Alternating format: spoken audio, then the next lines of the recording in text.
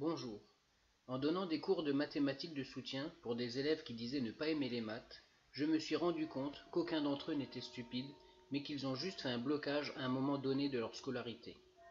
Le plus souvent, ce qui pose problème aux élèves, ce sont les tables de multiplication, qu'il faut apprendre par cœur et qu'on risque d'oublier très vite, alors que les multiplications sont présentes tout au long de votre scolarité. Et tu te souviens trop bien de ce tableau qu'il fallait apprendre par cœur. Pour les tables de 1 à 4, il faut toujours les apprendre par cœur, mais elles sont très simples. À partir de la table de 5, il commence déjà à y avoir des méthodes. Pour la table de 5, il faut chercher la moitié du nombre que l'on multiplie par 5, puis le multiplier par 10. Par exemple, 5 fois 8, la moitié de 8 c'est 4, 4 fois 10, 40. Ça marche aussi avec 5 fois 9, la moitié de 9 c'est 4,5, 4,5 fois 10 égale 45. Nous venons déjà de pas mal simplifier le tableau, mais que fait-on de l'encadré rouge, les multiplications qui restent et qui sont les plus difficiles? Je vais maintenant vous montrer une méthode pour les résoudre très facilement en utilisant uniquement vos deux mains. Positionne tes deux poings fermés, pouce vers l'extérieur. Chaque point vaut 5. Pour chaque doigt que tu lèveras en plus, ça augmentera de 1. Le pouce 6, l'index 7, etc. Prenons pour exemple 7 fois 8. Dans ta main gauche, qui vaut 5, tu vas lever le pouce, ça fait 6, puis l'index, ça fait 7. Avec la main droite, tu vas faire pareil mais en levant le majeur en plus pour aller jusqu'à 8. Tu te retrouves donc avec 2 doigts levés dans la main gauche, puis 3 doigts levés dans la main droite, que tu vas additionner. 3 plus 2 égale 5. Ça te donnera les dizaines.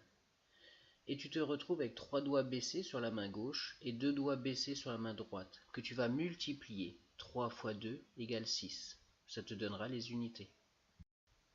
On a donc 5 dans les dizaines et 6 dans les unités, ça fait 56. 7 fois 8, 56. Allez, maintenant, c'est à ton tour d'essayer. Nous allons essayer 8 fois 8. Donc tu mets tes deux poings serrés devant toi. Tu lèves le pouce, l'index et le majeur à gauche, puis le pouce, l'index et le majeur à droite. Ça te fait 8 fois 8. On additionne maintenant les 3 doigts levés à gauche et les 3 doigts levés à droite. Ça te fait 6. On a 6 dizaines. Puis on multiplie les deux doigts qui sont baissés à gauche avec les deux doigts qui sont baissés à droite. 2 fois 2, 4. On obtient donc 6 dizaines et 4 unités. Donc 8 fois 8, 64. Allez, cette fois c'est à ton tour, tu vas essayer de faire tout seul 9 fois 8.